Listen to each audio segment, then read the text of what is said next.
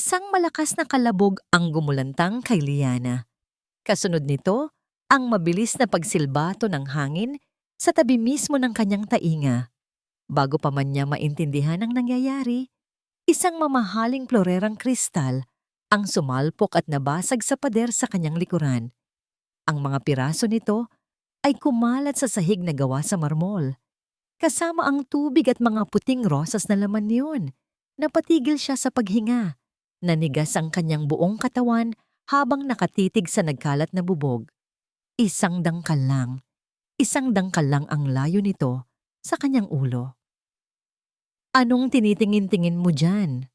Ang boses na yon, malamig, matigas. Walang bakas ng anumang emosyon maliban sa pagkasuklam. Dahan-dahan niyang inangat ang kanyang tingin. Nakaupo sa kanyang wheelchair sa gitna ng malawak na sala si Xavier Montenegro, ang kanyang amo. Ang lalaking tila may pasan na galit sa buong mundo. Guwapo ang mukha nito. Perpekto ang hubog ng panga at ilong. Ngunit ang mga mata nito ay kasing itim at kasing lalim ng gabi na walang bituin. Huwag kang iiyak, Liana. Utos niya sa sarili. Huwag na huwag. Naalala niya ang mukha ng kanyang bunsong kapatid, si Leo. Ang mga ngiti nito nang ihatid siya sa terminal ng bus. Ate, mag-iingat ka ron ha. Huwag mo na kaming masyadong isipin. Paano niya hindi iisipin? Ang malaking sahod sa trabahong ito, ang tanging pag-asa nila para mabayaran ang utang na unti-unting lumulunod sa kanilang pamilya. Para makapag-aral si Leo, para makabili ng gamot ang kanilang ama, kahit kapalit pa nito ay ang kanyang dignidad. Hindi ka bingi, hindi ba? Muling tanong ni Xavier, mas may diin ngayon. Sinabi ko, pulutin mo yan. Napalunok si Liana. Naramdaman niya ang panginginig ng kanyang mga kamay habang dahan-dahan siyang lumuhod. Ang kanyang mga tuhod ay dumampi sa malamig na sahig. Isa-isa niyang pinulot ang malalaking piraso ng basag na florera. Dalian mo. Utos muli nito. Hindi ka binabayaran para tumunggangan na parang estatwa. Nagpatuloy siya sa pagpulot, pilit na iwinawaksi ang kahihiyan. Ngunit sa pagmamadali, isang matalas na piraso ang humiwa sa kanyang palad. Aray! Hindi niya napigilang daing. Isang butil ng dugo ang pumatak mula sa kanyang palad patungo sa puting marmol. Tila isang pulang luha sa sahig. Tumingin siya kay Xavier, umaasang makakita ng kahit katiting na awa. Pero wala. Malamig lang siyang tinititigan nito. Ang mga mata ay walang mababakas na kahit anong emosyon. Tila pinapanood lang nito ang isang langgam na nasasaktan. Kasalanan mo yan, sabi lang nito. Katangahan. Napayuko si Liana. Naramdaman niya ang pag-init ng kanyang mga mata. Hindi dahil sa sakit ng sugat, kundi dahil sa sakit ng mga salita nito. Itinikom niya ang kanyang palad. Hinahayaang dumaloy ang dugo sa loob ng kanyang kamao. At nagpatuloy sa pagpulot gamit ang kabilang kamay. Kawawa ka naman, Hija. Isang malambing na boses ang naririnig ni Liana mula sa kanyang likuran. Paglingon niya, nakita niya si Ma'am Isabel. Abiya ka. Ang madrasta ni Xavier. Nakangiti ito sa kanya, isang ngiting puno ng pag-aalala. Ngunit hindi iyon umabot sa mga mata nito. Lumapit si Isabel at marahang hinawakan ang kanyang balikat. Hayaan mo na ang tiranong yan. Ganyan talaga yan mula nang maaksidente. Halika, gamutin natin ang sugat mo. Tumingin si Liana kay Xavier na ngayon ay mas lalong umigting ang panga. Isang matalim na tingin ang ipinukol nito sa madrasta bago nito pinaikot ang gulong ng wheelchair at tahimik na umalis sa sala. Nakahinga ng maluwag si Liana nang mawala na ito sa kanyang paningin. Tinulungan siya ni Isabel na tumayo at dinala sa kusina. Habang nililinis at ginagamot nito ang kanyang sugat, hindi mapigilan ni Liana na pagkumparahin ang dalawa. Si Ma'am Isabel ay tila isang anghel, habang ang anak nito ay isang demonyo. Nang matapos ang kanyang unang araw, Pakiramdam ni Liana ay 1 taon na siyang nagtatrabaho sa mansyon. Pagod na pagod ang kanyang katawan at isipan. Matapos niyang ihanda ang hapunan at siguraduhing nasa kanyang silid na si Xavier, pumasok na rin siya sa kanyang maliit na kwarto sa gilid ng mansyon. Nakahiga siya sa kama, iniisip kung kakayanin niya ba ang mga susunod na araw, linggo, at buwan. Ipinikit niya ang kanyang mga mata, yakap-yakap ang cellphone kung saan naroon ang litrato ng kanyang pamilya. Sila ang kanyang lakas. Kakayanin niya. Ilang oras ang lumipas. Sa kalaliman ng gabi, nagising si Liana dahil sa isang malakas na sigaw. Isang sigaw na puno ng sakit. Napatayo siya. Ang sigaw ay nagmula sa direksyon ng kwarto ni Sir Xavier. Puno ng pag-aalala. Mabilis siyang lumabas ng kanyang silid at patakbong tinungo ang pasilyo. Baka kailangan nito ng tulong. Baka may masamang nangyayari. Habang papalapit siya, nakita niya ang isang anino sa tapat ng pinto ng silid ni Xavier. Si Ma'am Isabel. Nakatayo lang ito roon, nakikinig sa mga ungol ng sakit na nagmumula sa loob. Ngunit hindi ito pumapasok. Sa halip, sa pagkagulat ni Liana, dahan-dahan itong kinuha ang susi mula sa bulsa nito. Isinusi ang pinto mula sa labas at marahang pinihit iyon. Isang malinaw na click ang umalingaw-ngaw sa tahimik na pasilyo. Nilock ni Ma'am Isabel ang pinto. Ikinulong niya ang sarili nitong stepson sa loob ng silid habang ito ay sumisigaw sa sakit.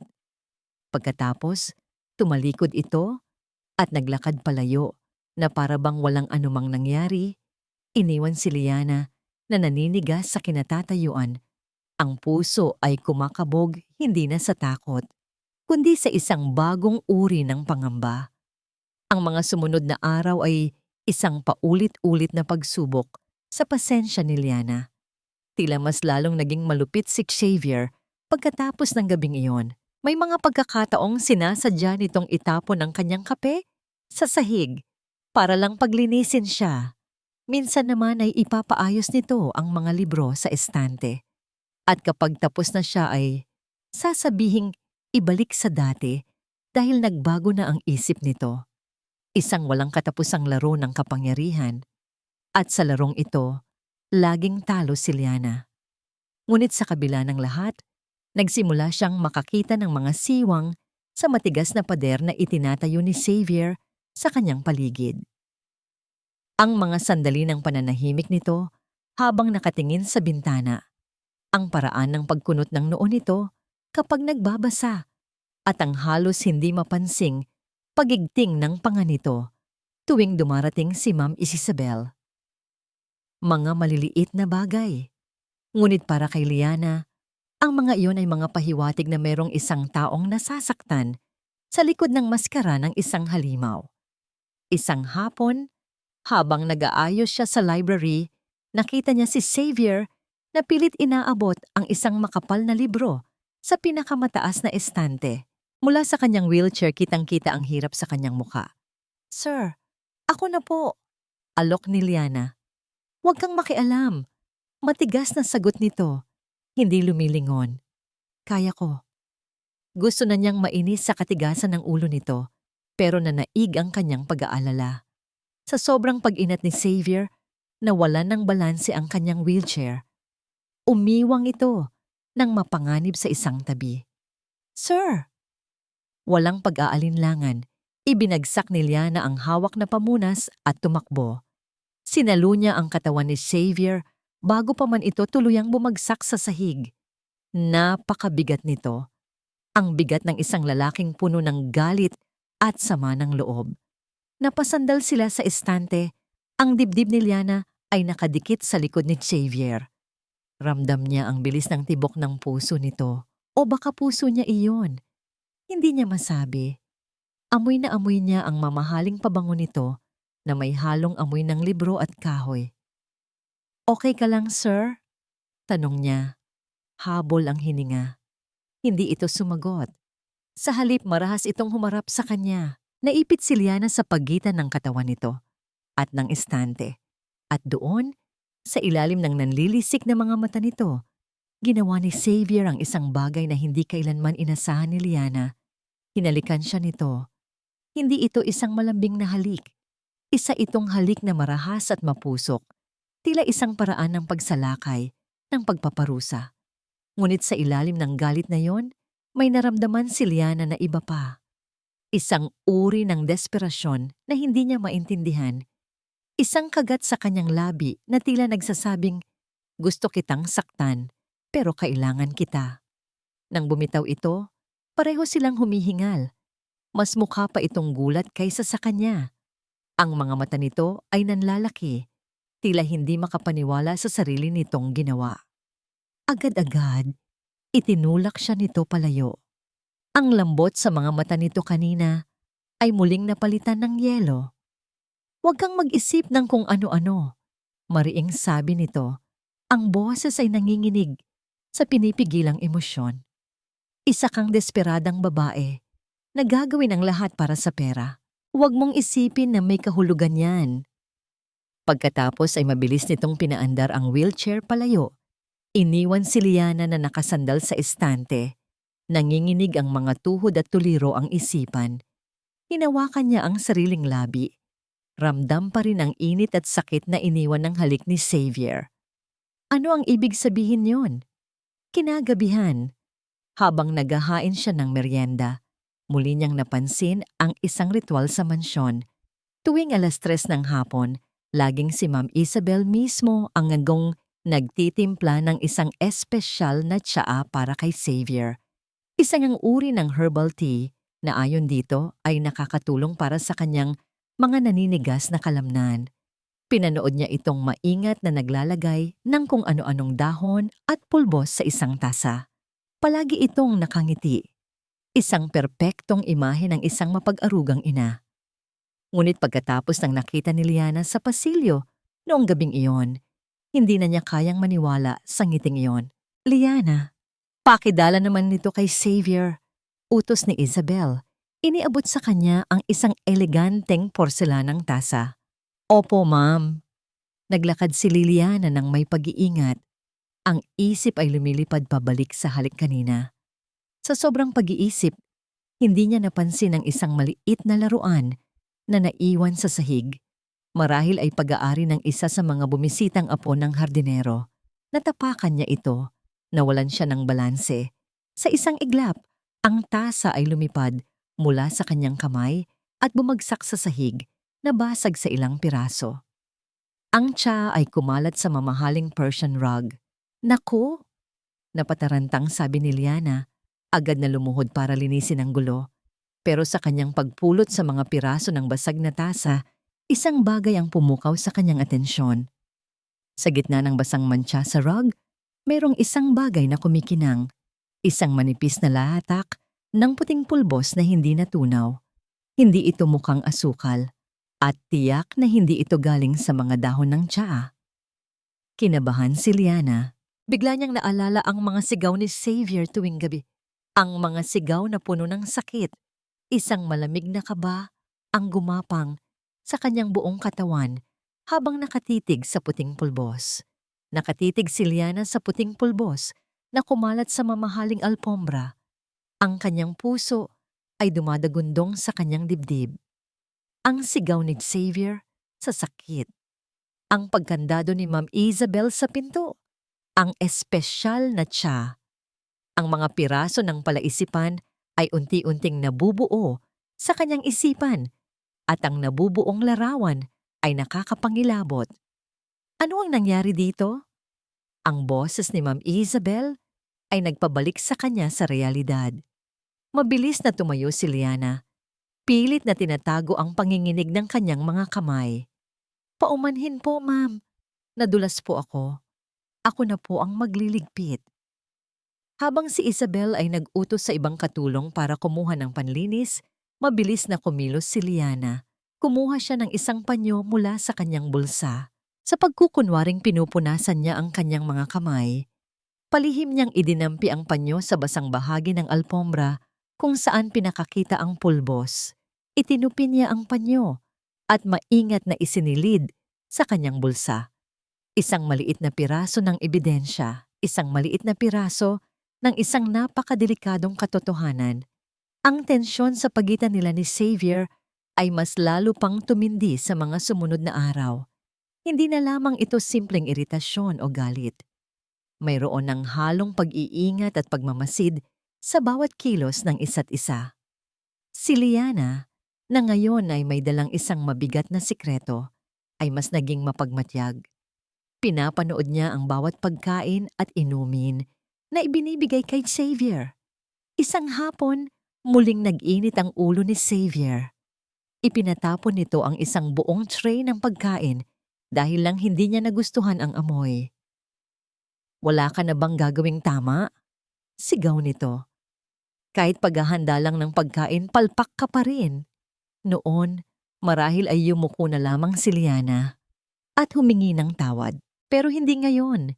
May nagbago sa kanya. Isang tapang na ipinanganak mula sa pag-aalala. "Ginawa ko po ang lahat ng iniutos ninyo, sir."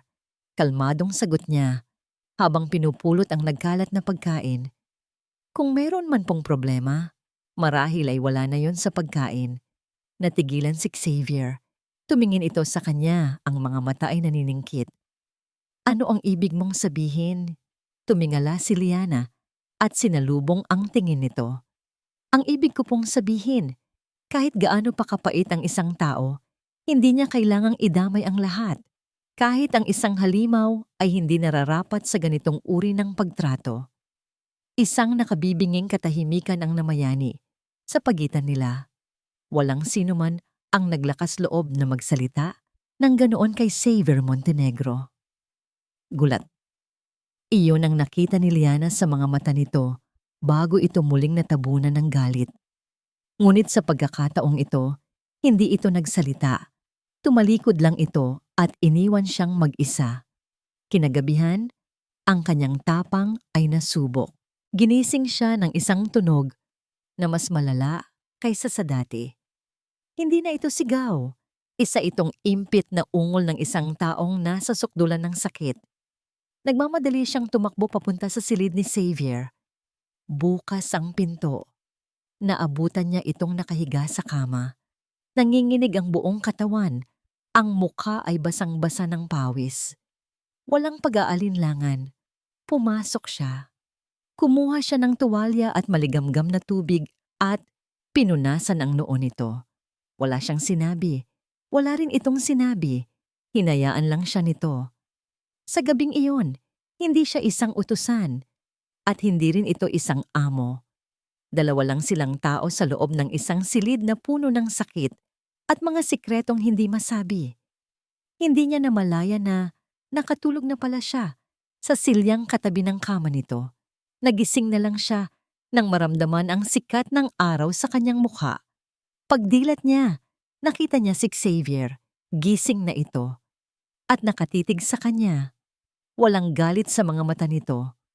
Walang pagkasuklam. Mayroon itong isang kakaibang ekspresyon na hindi niya mabasa. Tila sinusuri nito ang bawat sulok ng kanyang pagkatao. Ilang sandali pa, bago siya makapagsalita, ito na ang unang nagsalita. "Tulungan mo akong maligo." Natigilan si Liana. Ang simpleng utos na yon ay tila may bigat na 1 tonelada. Isa itong pagsubok, isang paghamon. Gusto niyang tumanggi. Gusto niyang sabihing hindi iyon kasama sa trabaho niya. Ngunit nang magtama muli ang kanilang mga mata, naintindihan niya. Ito ang huling pagsubok. Napalunok siya at dahan-dahang tumango. "Sige po, sir." Ang mga sandali sa loob ng banyo ay ang pinakamahaba at pinakamabigat sa buhay ni Liana. Ngunit ginawa niya ang kanyang trabaho ng may dignidad. Nang matapos, iniwan niya ito sa banyo at bumalik sa kwarto para mag-ayos. Nanginginig ang kanyang mga kamay, ngunit matatag ang kanyang puso. Kinahapunan, habang nag-aayos siya ng mga gamit sa study room ni Xavier, mag-isa lang siya. Ang isip niya ay lumilipad. Ano ang susunod niyang gagawin? Kanino siya lalapit? Paano niya ilalantad ang kanyang hinala nang hindi inilalagay sa panganib ang sarili niya at ang kanyang pamilya? Bigla, narinig niya ang pagbukas ng pinto ng study. Hindi siya lumingon. Inaasahan na niya ang pamilyar na tunog ng mga gulong ng wheelchair sa sahig na kahoy, ngunit wala siyang narinig. Tanging katahimikan. Pagkatapos, isang tunog ang bumasag sa katahimikan. Isang tunog na hindi dapat posible. Ang tunog ng isang sapatos na humahakbang sa sahig. Pagkatapos ay isa pa. Papalapit sa kanya. Nanlamig ang buong katawan ni Liana. Dahan-dahan na parang sa isang slow motion na pelikula, lumingon siya. At doon, ang mundo niya ay tumigil sa pag-ikot.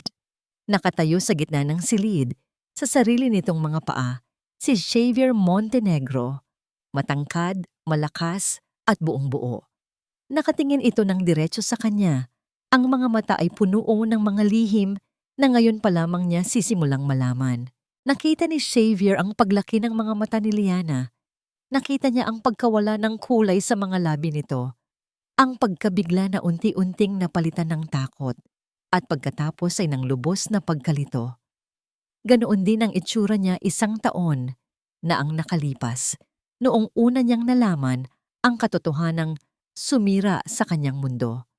Huminga siya ng malalim, pinakiramdaman ng sahig sa ilalim ng kanyang mga paa. Isang pakiramdam na 1 taon na niyang ipinagkakait sa sarili. Hindi ka nababaliw, Liana? Sabi niya. Ang boses ay kalmado sa unang pagkakataon. Walang galit, walang panuna, at hindi ka nananaginip. Napaatras si Liana ng 1 hakbang, napasandal sa estante ng mga libro. Paano? Umupo ka, sabi ni Xavier. Itinuro ang isang silyang katapat ng kanyang mesa. Mahaba-habang kwento ito. Hindi gumalaw si Liana. Tila hindi pa rin nito kayang iproseso ang nakikita. Kaya't si Xavier na mismo ang kumilos. Naglakad siya papalapit dito. Bawat hakbang ay matatag at may layunin. Ang bawat hakbang ay isang patunay ng kasinungalingang matagal na niyang pinanindigan. Hinawakan niya ito nang marahan sa braso. Please, kailangan mong makinig.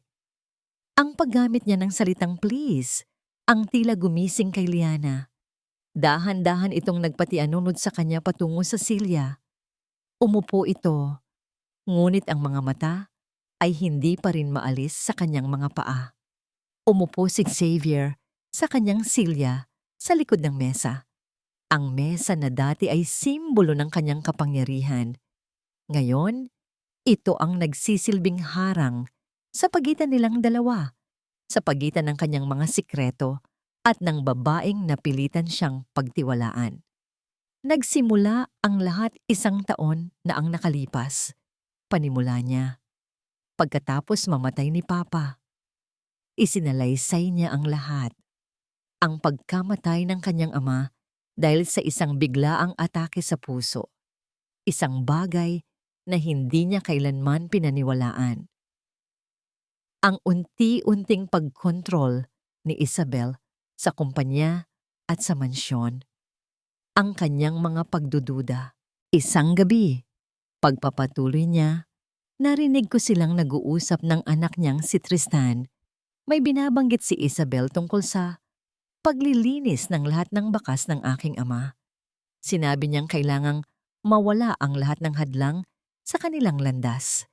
At ang pinakamalaking hadlang ay ako. Nakita niya ang pagbabago sa mukha ni Liana. Ang pagkalito ay napalitan ng pangunawa. Kinabukasan, naaksidente ako. Ang preno ng sasakyan ko ay sinabotahe. Mabuti na lang at hindi ako namatay. Ngunit habang nasa ospital ako, doon ko naintindihan. Kung susubukan kong lumaban ng harapan, gagawin nila ang lahat para patahimikin ako, tulad ng ginawa nila kay Papa.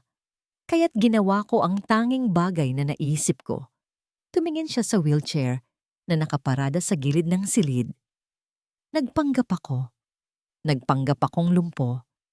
Isang inutil na walang magawa.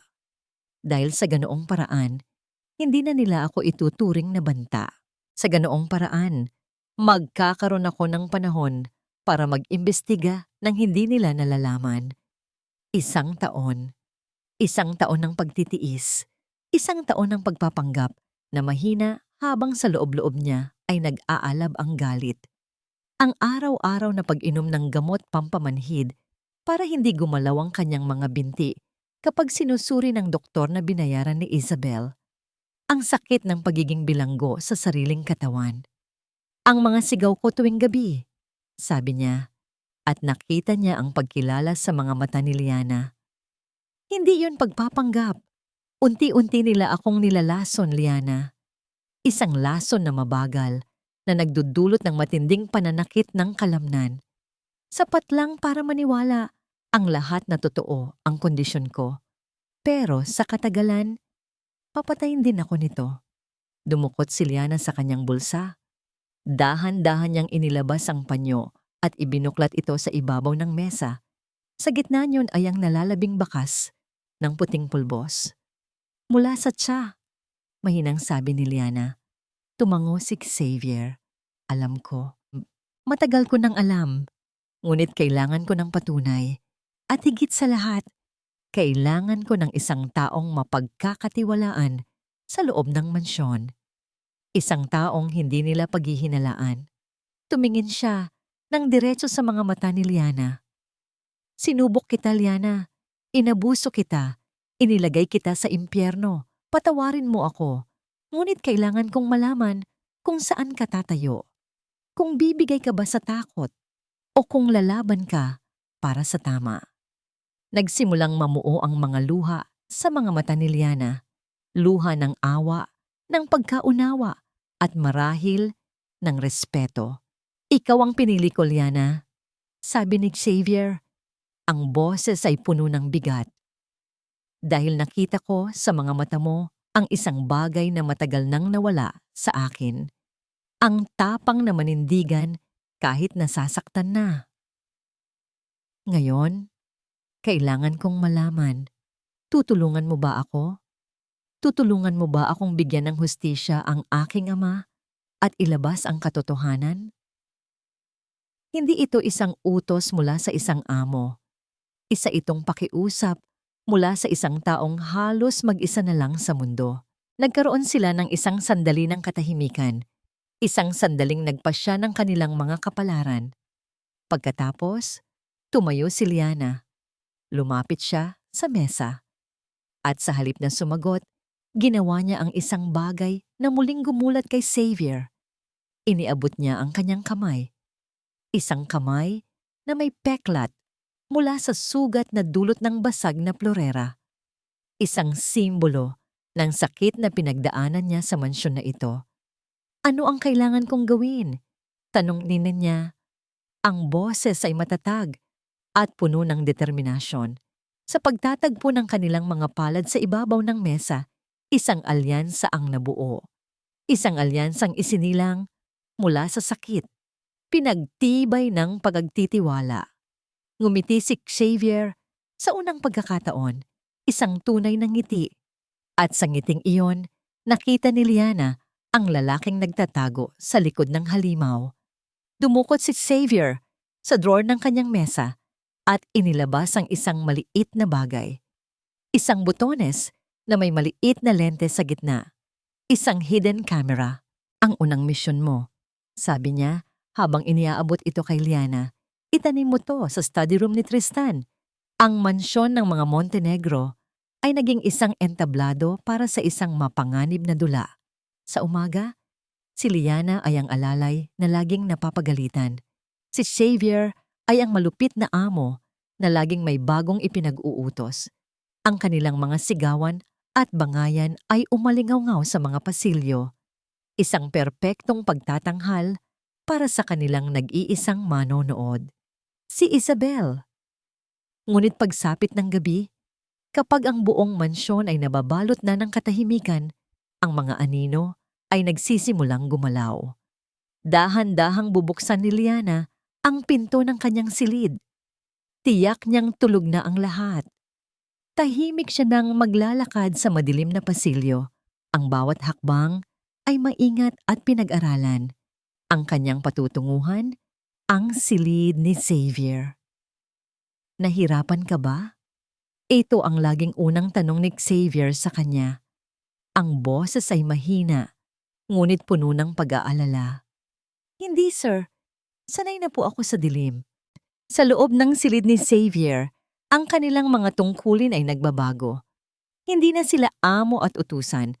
Sila ay mga kasosyo. Magkatabi silang uupo sa harap ng laptop. Ang liwanag mula sa screen lang ang nagsisilbing ilaw sa kanilang mga mukha. Ang unang misyon ni Liana ay isang tagumpay. Nagawa mo, bulong ni Xavier habang pinapanood nila ang live feed mula sa camera na itinanim ni Liana sa study ni Tristan. Naalala ni Liana ang kaba na halos magpatigil sa kanyang puso kanina. Habang naglilinis siya sa silid ni Tristan, narinig niya ang mga yabag nito papalapit sa pinto. Sa huling segundo, naidikit niya ang maliit na kamera sa ilalim ng mesa bago pa man ito pumasok. Muntik na. Ang galing mo! Puri ni Xavier. Isang simpleng papuri. Ngunit para kay Liana, ito'y musika sa kanyang pandinig. Ang kanilang pagsasama sa gabi ay naging kanilang sikretong mundo. Dito nila pinag-aaralan ang bawat galaw ni Isabel at Tristan. Dito nila pinagkakabit-kabit ang bawat piraso ng impormasyon. Isang araw, para mas maging kapani-paniwala ang kanilang pagtatanghal, nag-away sila ng malakas sa hardin. Sinigawan ni Xavier si Liana tungkol sa maling pagkakaputol ng mga rosas. Si Isabel, na nagkakape sa veranda, ay nanonood na may ngiti sa labi. Wala kang kwenta. Umalis ka na lang kaya dito. Sigaw ni Xavier. Sapat na para marinig ni Isabel. Tumakbo si Liana papasok ng bahay umiiyak, ngunit ang mga luha niya ay bahagi ng palabas. Ang sakit na nakita ni Isabel sa kanyang muka ay totoong-totoo. Nang gabing iyon, sa silid ni Xavier, pinunasan nito ang mga pekeng luha sa kanyang pisngi. Pasensya na, sabi nito. Ang boses ay malambot. Kailangan nating maging kapani-paniwala. Ayos lang po, sir. Sanay na ako. Huwag mo na akong tawaging sir kapag tayong dalawa lang, sabi ni Xavier. Chavi na lang. Napatingin si Liana sa kanya. Chavi. Ang pangalang iyon ay tila mas personal, mas malapit. Tumango siya. Chavi. Sa isa sa kanilang mga pagpupuyat, nakita nila sa kamera si Tristan na may kausap sa telepono. Maingat nitong isinulat ang isang address at oras sa isang piraso ng papel. Kailangan nating malaman kung ano yan, sabi ni Xavi. Kinabukasan, habang wala si Tristan, pumasok si Liana sa silid nito. Kinuha niya ang papel at agad na kinunan ng litrato gamit ang kanyang cellphone, isang bodega sa may pier, 11:00 ng gabi. Ang panganib at ang mga sikretong kanilang pinagsasaluhan ay tila isang lubid na humihila sa kanila palapit sa isa't isa. Hindi na lang sila basta magkaalyansa. Nagiging magkaibigan na sila. Nagiging higit pa roon. Isang gabi, matapos nilang makakuha ng isang mahalagang impormasyon mula sa video, isang pag-uusap ni Tristan tungkol sa isang bagong supply, hindi napigilan ni Chavi ang kanyang sarili. Sa sobrang pasasalamat at paghanga, marahan niyang hinawakan ang pisngi ni Liana. Salamat, Liana. Bulong niya. Hindi ko ito magagawa kung wala ka. Ang mga mata nila ay nagtagpo. Sa pagkakataong ito, walang galit, walang pagsubok. Tanging pag-unawa at isang emosyon na pareho nilang hindi pinapangalanan ngunit parehong nararamdaman. Dahan-dahan, inilapit ni Chavi ang kanyang mukha. Hindi ito tulad ng unang halik na marahas at puno ng galit. Ito ay mabagal, malambot, at puno ng pasasalamat.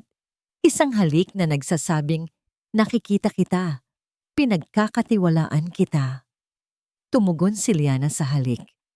Ipinikit niya ang kanyang mga mata at hinayaan ang sariling damhin ng init at seguridad na dulot nito. Sa mundong puno ng kasinungalingan, ang halik na yon ang tanging bagay na totoo. nang maghiwalay ang kanilang mga labi. Nanatili silang magkalapit. Ang kanilang mga noo ay magkadikit. Ang katahimikan sa pagitan nila ay puno ng mga salitang hindi nila kailangang bigkasin.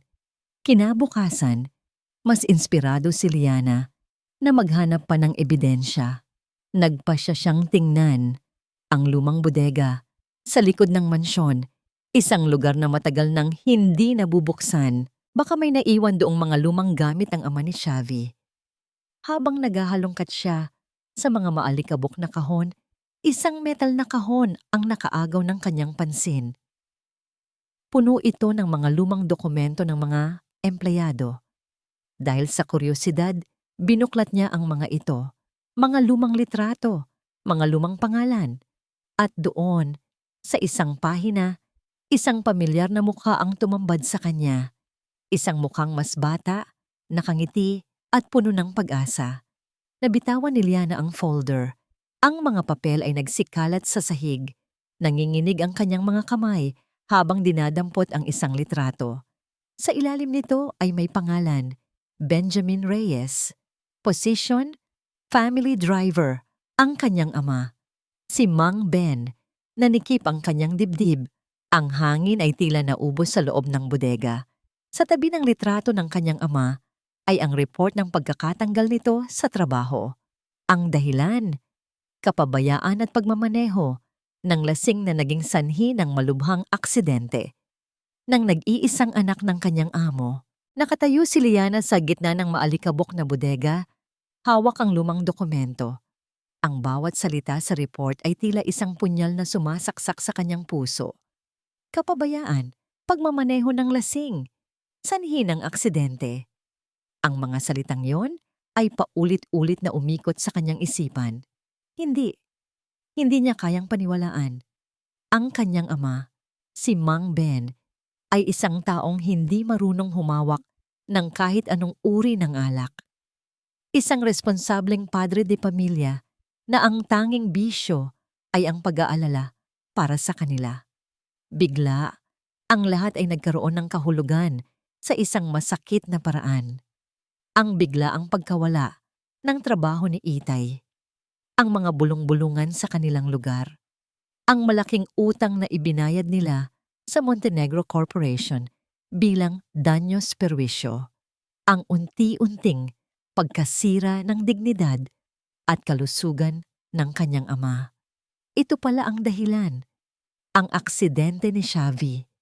Ang lalaking minamahal niya ay ang lalaking sinira ng kanyang pamilya.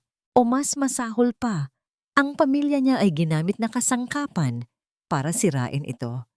Nanginginig siyang umupo sa isang lumang baul. Ang isip ay gulong-gulo. Sino ang paniniwalaan niya? Ang mga kasinungalingan na nakasulat sa papel? O ang katotohanang kilala niya sa buong buhay niya? Sa buong araw na yon, iniwasan ni Liana si Xavi. Nagdahilan siyang masama ang kanyang pakiramdam. Ang bawat tingin nito ay tila nang uusig. Ang bawat malambing na salita ay parang lason. Paano niya sasabihin dito ang kanyang natuklasan? Paano kung maniwala ito sa nakasulat sa report? Paano kung isipin nitong kasabwat siya ng kanyang ama? Ang kanilang sikretong alyansa ay biglang nabahira ng isang mas malalim at mas personal na sikreto. Hindi niya kayang itago ito ng matagal. Nang gabing iyon, hindi na niya natiis. Dala-dala ang folder, nagpunta siya sa silid ni Xavi. Hindi na siya kumatok. Naabutan niya itong nakatayo malapit sa bintana, nakatanaw sa dilim. Lumingon ito nang marinig siyang pumasok. May ngiti sa labi nito. Isang ngiting nakalaan lang para sa kanya. Ngunit ang nangiting iyon ay agad na naglaho nang makita ang itsura ni Liana. Liana, anong problema? Hindi siya sumagot. Lumapit siya sa mesa at marahas na inilapag ang folder. Bumagsak ito nang may malakas na kalabog. Nagtatakang lumapit si Xavi. Binuklat niya ang folder. Nakita niya ang litrato ng isang pamilyar na mukha. Ang dati nilang driver. At pagkatapos, nabasa niya ang pangalan. Benjamin Reyes. Inangat ni Xavi ang kanyang tingin mula sa papel patungo kay Liana. Ang kanyang mga mata ay puno ng pagkalito. Reyes? Tatay mo. Siya ang driver? Tumango si Liana. Ang mga luha ay nagsisimula nang mamuo sa kanyang mga mata. Siya ang sinisisi sa aksidente mo, Xavi. Sinabi nilang lasing siya, pero hindi totoo yon. Hindi kailanman naglasing ang itay. Hinawakan ni Xavi ang mga dokumento. Binasa niya ang bawat salita. Nakita niya ang pirma ng mga pekeng testigo. Ang pirma ni Isabel bilang tagapagpatunay. Isang kasinungalingan. Isang perpektong pagkakataon para idiin ang isang inosenteng tao at pagtakpan ang isang tunay na krimen. Liana? Nagsimulang magsalita si Xavi. Ang boses ay puno ng pagkaunawa. Isa itong, ngunit bago pa man niya matapos ang kanyang sasabihin, isang malamig na boses ang pumutol sa kanila mula sa may pintuan. Oh, anong isang madamdaming eksena. Sabay silang napalingon. Nakatayo roon si Isabel, nakasandal sa hamba ng pinto. May isang mapanuyang ngiti sa kanyang mga labi. Sa likod niya ay si Tristan, ang mukha ay blanko. Paano sila nakapasok nang hindi nila namamalayan? Gaano na sila katagal nakikinig? Kaya pala, pagpapatuloy ni Isabel, habang dahan-dahang naglalakad papasok, ang kanyang mga mata ay naglalaro sa pagitan ni Xavi at Liana. Kaya pala napaka-espesyal ng babaeng ito sa'yo, Xavi. Isang ahas na galing sa lay ng mga ahas. Tumigil ka, Isabel. Mariing sabi ni Xavi. Humakbang siya para harangan si Liana. Ngunit tumawa lang si Isabel. Bakit? Nagsasabi lang ako ng totoo. Hindi ba't ang ama niya ang dahilan kung bakit ka napunta sa silyang yan sa loob ng 1 taon? Ang ama niya ang sumira sa buhay mo. Isang kasinungalingan yan at alam mo yan, sigaw ni Xavi. Talaga ba? Tanong ni Isabel. Itinaas ang isang kilay. May mga testigo. May report ang pulis. Lahat ay legal. Samantalang ikaw, ano ang meron ka? Ang salita ng isang anak na gustong ipagtanggol ang kanyang ama? Tumingin si Isabel kay Liana. Ang mga mata ay puno ng pekeng awa. Kawawang bata. Siguro ay inutusan ka ng ama mo na pumasok dito para akitin ang aking stepson, para makuha ang kanyang tiwala, at marahil, para tapusin ang hindi natapos ng iyong ama. Hindi totoo yan. Umiiyak na sabi ni Liana. Wala kayong alam. Ngunit ang mga salita ni Isabel ay parang laso na nagsimulang kumalat sa silid. Tumingin si Liana kay Xavi, naghahanap ng kapanatagan, ng paniniwala. Ngunit ang nakita niya sa mga mata ni Xavi ay isang bagay na sumira sa kanyang puso. Pag-aalinlangan, ang multo ng pagtataksil, ang sakit ng nakaraan. Lahat ay bumalik sa isang iglap. Oh, sa wakas ay nalaman mo na rin, Xavi? Tuloy ni Isabel. Ang boses ay tila pulot na may lason. Ang babaeng pinagkakatiwalaan mo ay anak ng taong sumira sa buhay mo. Ang mga salita ni Isabel ay parang mga lason na nagumapang sa hangin. Sinisira ang bawat sulok ng tiwalang pinaghirapang buuin ni na Xavi at Liana. Tumingin si Liana kay Xavi. Ang puso niya ay sumisigaw. Huwag kang maniwala sa kanya. Magtiwala ka sa akin. Ngunit ang nakita niya sa mga mata ni Xavi ay ang multo ng kanyang pinakamatinding takot. Ang pagdududa. Ang kwetdim chimang nito, ang kawalan ng tiwala na isinilang mula sa pagtataksil, ay muling nabuhay. Ang matigas na pader na unti-unti nang ginigiba ni Liana ay muling itinayo. Mas mataas at mas matibay kaysa dati. Isang magandang plano. Dapat kong aminin, sabi ni Isabel. Pumapalakpak pa ng dahan-dahan. Ipadala ang anak ng iyong kaaway para makuha ang loob mo. Napakatalino. Hindi yan totoo. Halos pabulong na sabi ni Liana. Ang kanyang boses ay nanginginig. Xavi darling, malamig na sabi ni Isabel. Lumalapit dito na parang isang mapag-arugang ina. Alam kong masakit, pero kailangan mong tanggapin ang katotohanan. Ginamit ka lang niya. Hindi gumalaw si Xavi. Nakatitig lang ito kay Liana. Ang kanyang mukha ay isang blankong maskara. Ngunit ang mga mata nito ay sumisigaw ng sakit at pagtataksil.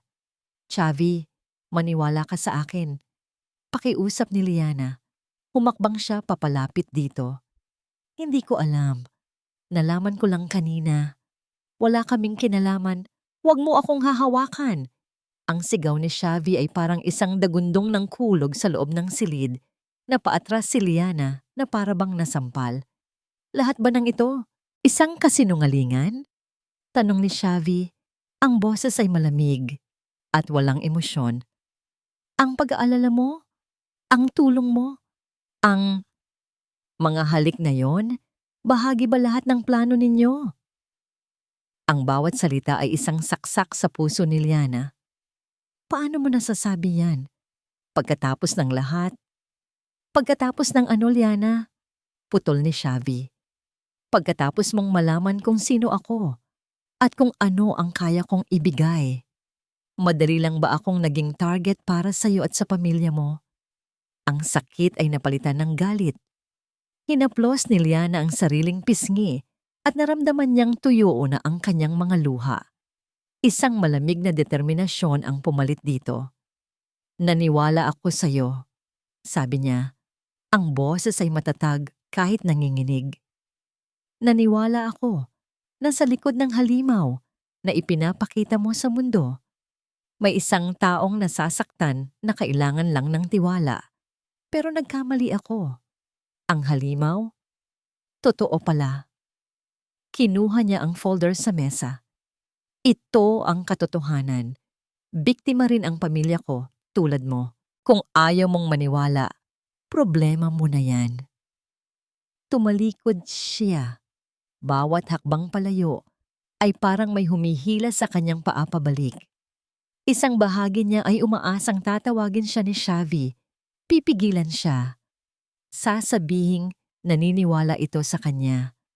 Ngunit tanging ang nakakabinging katahimikan ang kanyang narinig. Bago siya tuluyang makalabas, nagsalita si Isabel. Mag-empake ka na, Hija. Hindi ka na kailangan dito. Hindi lumingon si Liana. Nagpatuloy lang siya sa paglakad. Ang ulo ay nakataas. Kahit ang puso niya ay durog na. Sa loob ng kanyang maliit na silid, kinuha niya ang kanyang mga gamit. Ang mga damit na dala niya pagdating. Ang litrato ng kanyang pamilya. Isang taon na sweldo na hindi pa niya nagagalaw. Kinuha niya ang lahat ng yon at inilagay sa kanyang bag. Iniwan niya ang uniforme, iniwan niya ang lahat ng alaala ng mansyon. Habang naglalakad siya sa pasilyo papalabas, ang buong bahay ay tila isang malaking libingan.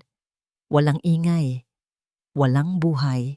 Pagdaan niya sa sala, nakita niya ang pader kung saan nabasag ang florera noong unang araw niya. Tila isang buhay na ang nakalipas. Nang makalabas siya sa malaking pinto, ang malamig na hangin ng gabi ang sumalubong sa kanya. Hindi siya lumingon.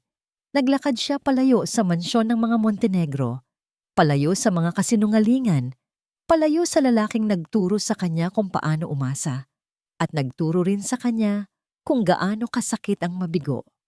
Samantala, sa loob ng silid, naiwan si Xavi na nakatayo, nakatitig sa kawalan. Ang nangiti ng tagumpay sa mukha ni Isabel ay hindi niya pinansin.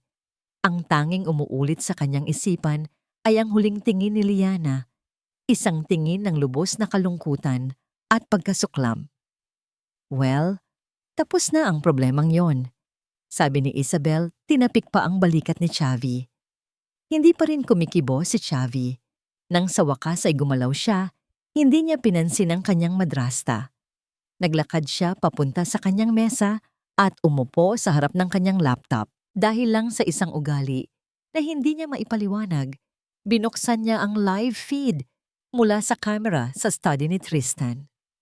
Ang screen ay madilim, ngunit may tunog. Nagawa natin, Emma. Boses ni Tristan ang narinig niya. Sa wakas, napaalis din natin ang babaeng yun. Siyempre, sagot ni Isabel, ang boses ay puno ng pagmamalaki. Isang mahirap na taga-bukid lang yon. Madaling paikutin. Ang mahalaga, nasira na ulit ang tiwala ni Xavi. Bumalik na naman siya sa dati. Isang asong ulol na nakakulong sa kanyang kulungan. Isang malamig na kaba ang gumapang sa puso ni Xavi. Ihahanda ko na ang susunod na supply, ma, sabi ni Tristan. Yung mas malakas para mas mabilis na ang epekto, tulad nung ginamit natin kay Tito dati. Natigilan si Xavi. Pagkatapos, may inilapag si Tristan sa mesa, mismo sa sakop ng paningin ng kamera. Isang maliit na bote ng gamot. Ang tatak. Ang hugis. Iyon ang parehong bote na ginagamit para sa maintenance ng kanyang ama. At yun din ang parehong bote na paminsan-minsan niyang nakikita sa mga gamit ni Isabel. Sa sandaling iyon, ang lahat ng pagdududa ni Xavi ay naglaho. Napalitan ng isang nakakakilabot na katotohanan. Nagkamali siya. Isang napakalaking pagkakamali. At ang babaeng tunay na nagmalasakit sa kanya, itinaboy niya palayo sa dilim. Nakatitig si Xavier sa screen ng laptop. Ang mga boses ni Isabel at Tristan ay umalingaw-ngaw sa kanyang tainga. Isang lason na mas masahol pa kaysa sa gamot na ipinapainom sa kanya. Tulad nung ginamit natin kay Tito dati, ang mga salitang yon ay tumatak sa kanyang isipan na parang nagbabagang bakal. Ang kanyang ama. Hindi ito inatake sa puso. Pinatay nila ito. Dahan-dahan. Patago. Tulad ng ginagawa nila sa kanya ngayon. Isang nag-aapoy na galit ang kumulo sa loob niya. Galit sa mga taong sumira sa kanyang pamilya. At galit sa sarili. Ang mukha ni Liana ay biglang lumitaw sa kanyang isipan. Ang mga mata nitong puno ng luha at sakit. Ang huling tingin nito bago ito tumalikod. Ang halimaw, totoo pala. Hindi. Bulong niya sa sarili. Hindi. Mabilis niyang pinatay ang laptop. Kailangan niyang mag-isip. Kailangan niyang kumilos. Ang unang silakbo ng kanyang damdamin ay ang habulin si Liana. Ang pagnanais na lumuhod at humingi ng tawad. Ngunit alam niyang hindi ganoon kadali. Mas malaki ang problema. Ang buhay ni Liana ay nasa panganib hanggat nasa paligid si Isabel. Para mas mabilis na ang epekto, kailangan niyang tapusin na ito. Ngayon na. Sa loob ng 1 oras, gumalaw si Xavi na may determinasyong hindi niya naramdaman sa loob ng 1 taon. Una, tinawagan niya si Attorney Morales, ang pinagkakatiwalaang abogado ng kanyang ama. May ebidensya na ako, sabi lang niya. Ihanda mo ang lahat. Bukas, babagsak sila. Pagkatapos, pumasok siya sa lumang opisina ng kanyang ama, isang lugar na iniiwasan niya dahil sa mga alaala. Ngunit ngayon, kailangan niya ang mga alaalang iyon. Kailangan niya ng lakas. Hinalughog niya ang bawat drawer, ang bawat estante.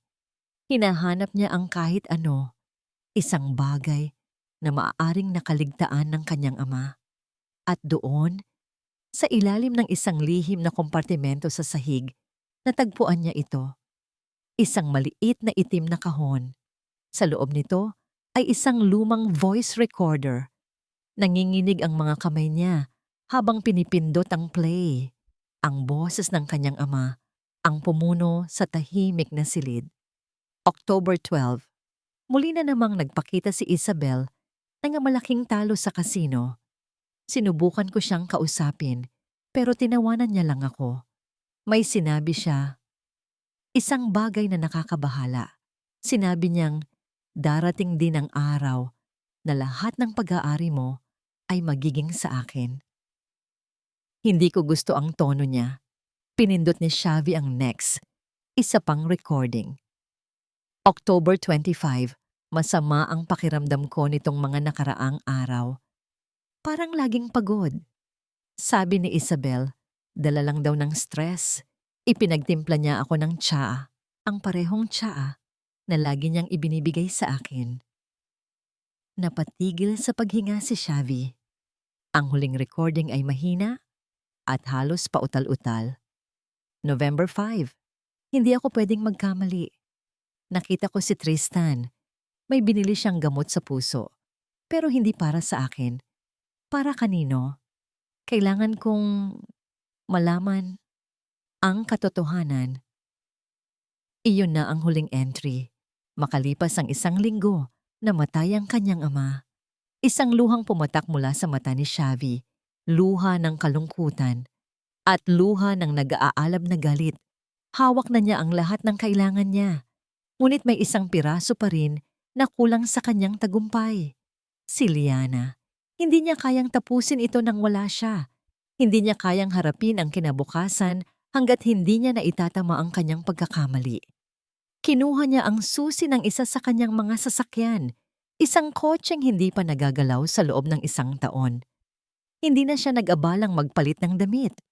Lumabas siya ng mansyon sa pamamagitan ng pinto sa likod at tinungo ang garahe. Ang makina ay umubo muna bago tuluyang umandar. Mabilis niyang minaneho ang sasakyan palabas ng gate sa ilalim ng dilim ng gabi. Saan siya hahanapin? Wala siyang address. Wala siyang numero ng telepono. Ang tanging alam niya ay ang pangalan ng lugar na nabanggit nito noon. Isang maliit na barangay sa labas ng syudad. Nagmaneho siya ng walang direksyon. Tinatanong ang bawat tricycle driver, ang bawat nagtitinda sa kalye. Kilala niyo po ba ang pamilya Reyes? May anak silang babae, si Liana. Ilang oras siyang nagpaikot-ikot. Ang pag-asa ay unti-unti nang nawawala. Gabi na. Marahil ay dapat na siyang sumuko at bumalik na lang kinabukasan. Ngunit habang papadaan siya sa isang maliit na kalsada na puno ng mga karinderya, isang pamilyar na anino ang nakita niya sa loob ng isa sa mga iyon. Nakahinto ang kotse niya. Si Liana. Nakatayo ito sa likod ng isang counter, naghuhugas ng mga plato. Ang kanyang buhok ay nakatali. Ang kanyang mukha ay pawd, ngunit kahit sa ilalim ng malamlam na ilaw ng karinderya, siya pa rin ang pinakamagandang babae sa paningin ni Xavi. Isang kutsilyo ng pagsisisi ang tumusok sa kanyang puso. Ito ang ginawa niya. Ang babaeng nangako siyang poprotektahan. Heto ngayon, naghihirap dahil sa kanyang katangahan. Bumaba siya ng kotse. Naglakad siya papalapit. Ang bawat hakbang ay mabigat. Nakita siya ng may-ari ng karinderya at tiningnan mula ulo hanggang paa. Nagtataka sa isang mamahaling dayo. Ngunit ang mga mata ni Xavi ay nakatuon lamang sa isang tao. Naramdaman ni Liana na may nakatingin sa kanya. Dahan-dahan siyang lumingon. Nabitawan niya ang hawak na plato. Nabasag ito sa sahig, ngunit walang sino man sa kanila ang nagbigay pansin. Ang kanilang mga mata ay nagtagpo sa gitna ng maliit at maingay na kainan. Puno ng pagsisisi ang mga mata ni Xavier. Puno ng sakit ang mga mata ni Liana. Huminga ng malalim si Xavi. Naglakad siya papalapit. Hindi inaalis ang tingin sa kanya. At sa harap ng lahat, binigkas niya ang pangalan nito. Isang salita. Isang pakiusap. Liana. POV, Liana. Ang ingay ng karinderya ay biglang naglaho. Tanging ang malakas na kabog ng dibdib ni Liana ang kanyang naririnig. Si Xavier. Nakatayo sa harap niya. Totoo. Hindi isang panaginip. Anong ginagawa mo dito? Tanong niya. Ang boses ay mahina at nanginginig. Sinusundo ka. Sagot ni Xavi. Ang mga mata ay puno ng emosyon na hindi niya kayang ilarawan.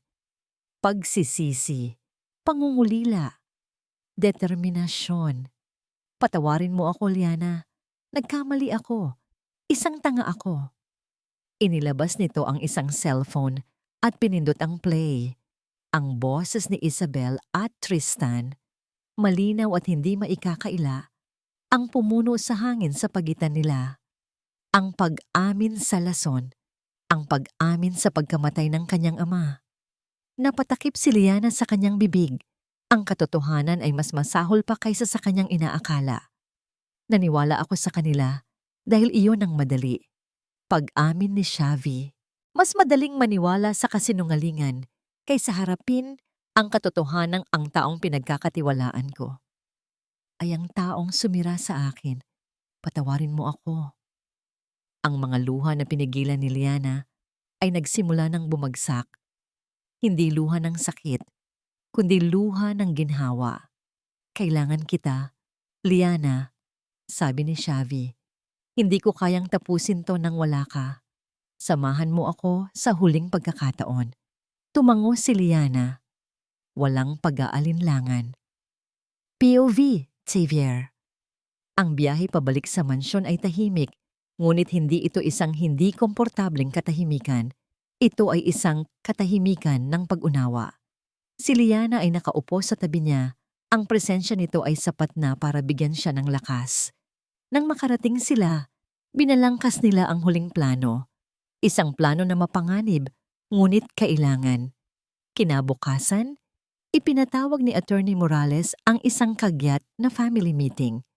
Ang dahilan, ang paglilipat ng kapangyarihan ng Montenegro Corporation.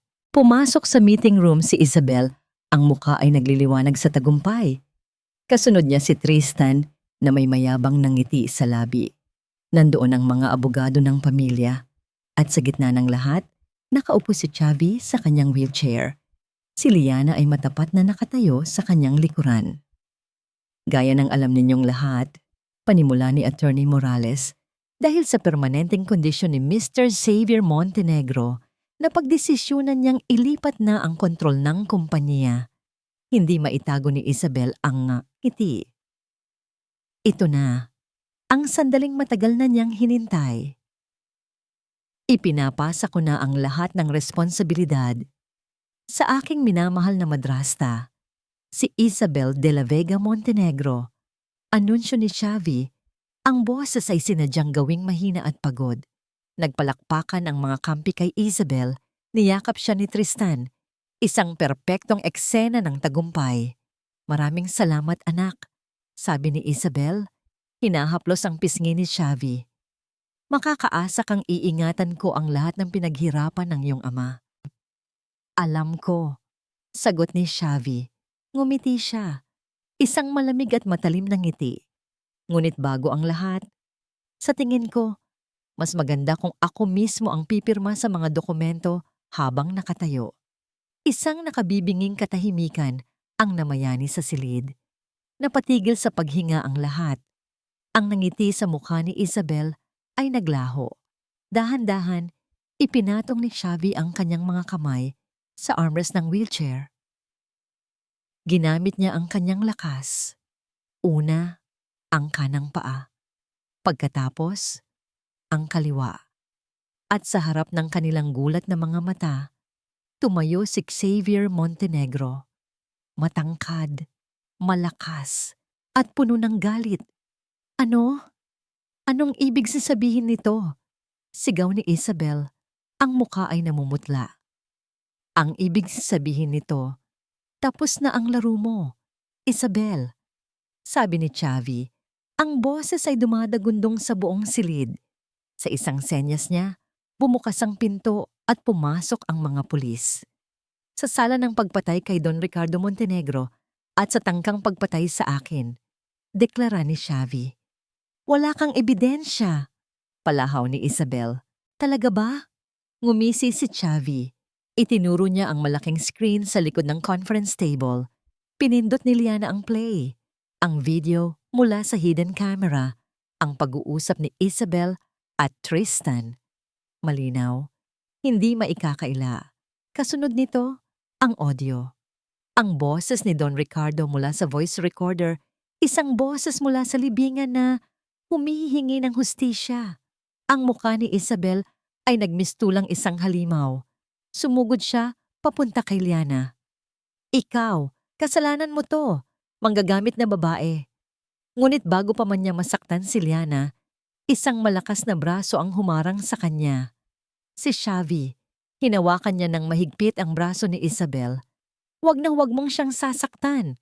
Sumigaw si Isabel na parang isang nasusunog na mangkukulam habang kinukuha siya ng mga pulis. Si Tristan ay umiiyak na lang sa isang sulok. Tinatawag ang kanyang ina. Nang mawala na sila at tumahimik na ang lahat, naiwan si Xavi at Liana sa gitna ng silid. Nakahinga sila ng maluwag. Tapos na. Humarap si Xavi kay Liana. Hinawakan niya ang mga kamay nito.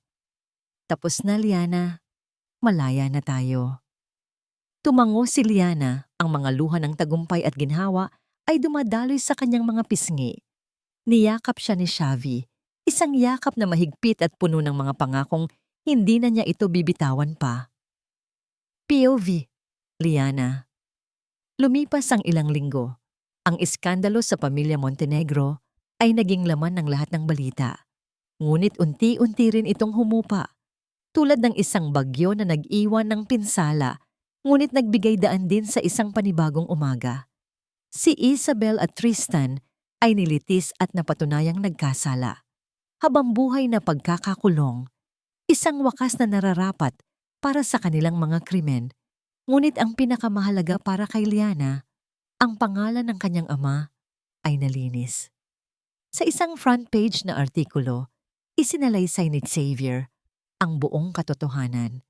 Kung paano ginamit si Mang Ben bilang isang pain sa masalimuot na plano ni Isabel. Ang Montenegro Corporation ay naglabas ng formal na paumanhin at nagbigay ng sapat na bayad pinsala sa pamilya Reyes. Isang hapon, nakaupo si Liana sa kanilang maliit na sala sa tabi ng kanyang ama. Binabasa niya ng malakas ang balita mula sa dyaryo. At sa huli, ang katotohanan ang nanaig. Pagtatapos niya, nakita niya ang mga luhang namumuo sa mga mata ni Mang Ben. Hindi ito luha ng pighati, kundi luha ng pasasalamat. Pagkatapos ng maraming taon, naibalik na ang dignidad na ninakaw mula sa kanya. Niyakap ni Liana ang kanyang ama.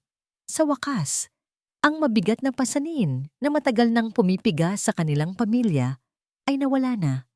Naging abala si Xavier sa pag-aayos ng gulo sa kumpanya. Ngunit sa kabila ng kanyang abalang schedule, hindi lumipas ang isang araw na hindi sila nag-usap o nagkita. Minsan, susunduin siya nito para lang kumain ng fishball sa kalye. Minsan, padadalhan siya nito ng 1,000 rosas sa bahay na ikinagulat ng lahat ng kanilang kapitbahay. Ipinakita ni Xavi ang isang panig niya na hindi kailanman inakala ni Liana na umiiral. Isang taong mapagmahal, maalaga, at medyo maloko pa minsan. Ang halimaw ay tuluyan ng naglaho. Ang naiwan ay si Xavi, ang kanyang Xavi. Isang Sabado, sinundo siya nito. May pupuntahan tayo, sabi lang nito. May isang misteryosong nangiti sa labi. Dinala siya nito sa isang lugar na malayo sa syudad. Isang tahimik na dalampasigan na may puting buhangin at asul na tubig. Tanging sila lang ang tao roon. Naglakad sila nang magkahawak kamay sa dalampasigan. Ang mga paa nila ay nilalaro ng mga alon. Ang katahimikan sa pagitan nila ay komportable. Puno ng mga bagay na hindi na kailangang sabihin. Huminto sila sa paglalakad. Humarap si Xavi sa kanya. Hinawakan ng kanyang 2 kamay. Liana, panimula nito, ang boses ay seryoso. Bago kita makilala, ang mundo ko ay isang madilim na silid na walang bintana. Itinayo ko ang mga pader sa paligid ko dahil natakot akong masaktan ulit. Akala ko, ang pagiging malupit ay simbolo ng kalakasan. Tumingin ito ng diretso sa kanyang mga mata. Pero ikaw, dumating ka. Ipinakita mo sa akin na ang tunay na kalakasan ay hindi nasa pagiging matigas, kundi nasa kakayahang maging marupok. Tinuruan mo akong magtiwala ulit. Tinuruan mo akong magmahal ulit. Ikaw ang naging liwanag sa madilim kong silid. Naramdaman ni Liana ang pag-init ng kanyang mga mata. Alam kong marami akong pagkakamali. Nasaktan kita. Pero ipinapangako ko sa'yo, sa abot ng aking makakaya, hinding-hindi na ulit iyon mangyayari. Dahan-dahan, lumuhod si Xavi sa buhanginan. Hindi dahil sa kahinaan, hindi dahil sa pagpapanggap. Lumuhod siya dahil sa pag-ibig. May kinuha ito mula sa kanyang bulsa. Isang maliit na kahon. Binuksan niya ito at sa loob ay isang simpleng singsing na may isang maliit na diamante na kumikinang sa ilalim ng sikat ng araw. Liana Reyes, sabi niya, ang boses ay nanginginig sa emosyon. Ikaw ang katotohanan ko sa mundong puno ng kasinungalingan. Ikaw ang aking bagong simula. Papayag ka bang pakasalan ako? Ang mga luha na kanina pa niya pinipigilan ay tuluyan ng bumagsak. Luha ng purong kaligayahan. Hindi niya kailangan ng mga salita para sumagot. Tumango siya, paulit-ulit, habang ang isang malaking nangiti ay sumilay sa kanyang mga labi. Isinuot ni Xavi ang singsing sa kanyang daliri. Perpekto. Tumayo ito at niyakap siya. At doon, sa gitna ng dalampasigan, sa ilalim ng asul na langit, hinalikan niya ito. Isang halik na hindi lasang lason o galit. Isang halik na lasang pangako, pag-asa, at isang bagong simula. Ang kanilang kwento ay nagsimula sa basag na florera at masasakit na salita.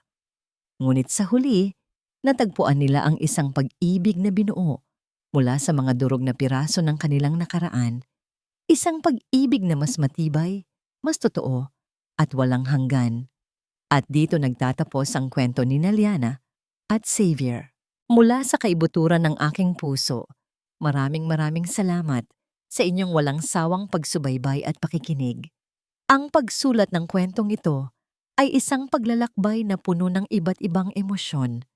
Sa bawat kabanata, kasama ninyo akong naramdaman ang takot at determinasyon ni Liana at nasaktan kasama ni Xavier sa kanyang madilim na mundo. Magkasama nating sinaksihan kung paano ang dalawang sirang kaluluwa ay maaaring maghilom sa pamamagitan ng tiwala at pag-unawa.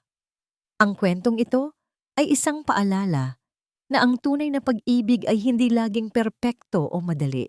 Minsan, ito ay magulo, masakit, at puno ng mga pagsubok. Ngunit ito rin ay tungkol sa pagpapatawad, sa pagbibigay ng pangalawang pagkakataon, at sa paghahanap ng liwanag sa gitna ng pinakamadilim na gabi. Sana, sa pamamagitan ng paglalakbay ni Liana at Xavi, ay mayroon kayong napulot na aral at inspirasyon na maaari ninyong baunin sa inyong sariling buhay. Ngayon, nais ko namang marinig ang inyong saloobin. Ano ang pinakapaborito ninyong eksena? Anong aral ang inyong natutunan? Huwag kayong mag-atubiling ibahagi ang inyong mga komento sa ibaba. Ang bawat salita mula sa inyo ay mahalaga at nagbibigay sa akin ng lakas upang magpatuloy sa pagsulat. Muli, maraming salamat, mahal naming tagapakinig. Hanggang sa susunod nating kwento.